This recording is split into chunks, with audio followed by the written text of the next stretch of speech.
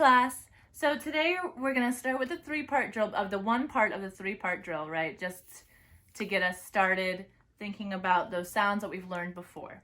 So go with me. Say CL says cl. BLE says bull. GR says gr. PR says pr. UR says R says r. FL says fl.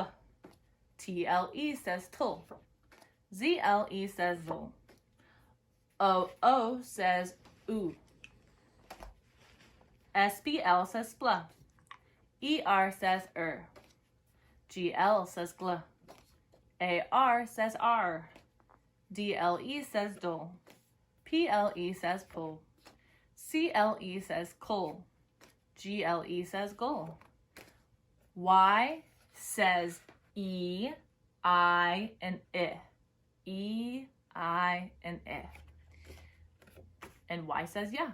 All right, so those are some of the sounds that we learned recently. I want you to get out your finger, all right? And let's think about this. I'm going to tell you a sound, all right? And I want you to think about that sound with your finger on some sort of surface, right? And I want you to write down, first of all, the sound k. What letters make k? C says k, and K says k.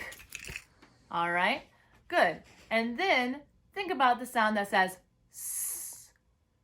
S says S, S says s.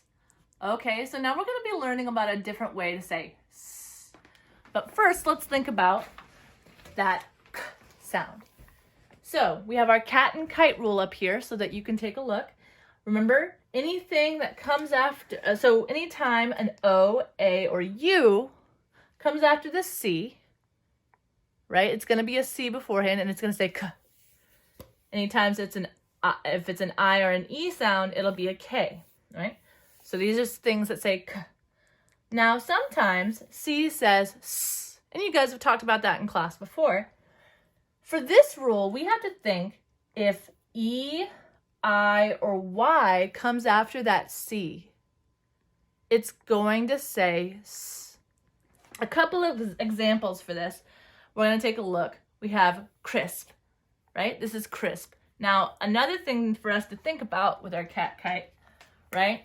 For hard C, if it has a consonant after it, it's gonna say k. All right? Our word sell. Sell. See how it has that E? It has to change. Change. It says sell. All right? And then we have this word. Now, this is a special word because we have to think about it. It's 2 syllables. Okay? We have sir. The reason it says s is because of that I, right? That I right there. And then we have kus because it's that U after the C. Circus. Okay? So thinking about our soft C, we might think cyclone hits center city. Cyclone hits center city. See how those C's, CY, CE, CI, right? And then there's a CL, just to remind you, after a consonant. If a consonant's after it, it's gonna say k. So, in your emails, you got this worksheet here, right? This dictation worksheet for soft C. We're going to be using this today, and hopefully it was in your packet and you were able to get that so that you can just write it directly on the sheet. So I have it on my whiteboard today, and we'll be following along with that. Uh-oh. So for our first word is scent. Scent. If you need to pause the video to write it, please do, and then we'll check it together. Scent. C-E-N-T. Notice that this is a blend, right? So, rewrite. Scent. Number 2 is cycle. Cycle. Let's check it together for number 2. Cycle. Now, that's kind of tricky, right? Don't forget, consonant LE sits on one line together. Col, right? It's one word together. And then CY for sigh. Cycle. Okay, number 3 is race. Race. Let's check it together. R-A-C-E. Notice those 3 stars, right? That means we have a magic E there. Race. And since that magic E is there, it's gonna say number 4. Pencil. Pencil. This is a 2-syllable word. Pencil. All right, let's check it together. Again, that soft C because of that I there, okay? If you want to break it up, this is the first syllable, this is the second syllable. Pencil. Make sure you rewrite. All right, number 5 is cinder. Cinder. Okay, let's check it together. 2-syllable word, right? This is our, this is its split because of that I after is that soft C. And then on this one sound line is our R-controlled vowel, right? Cinder. Good. All right, now we're going to take a look at our sentences. Remember, I'm going to say it first. Then you're going to say it with me. Then we're going to tap our lines. Okay, so number 1.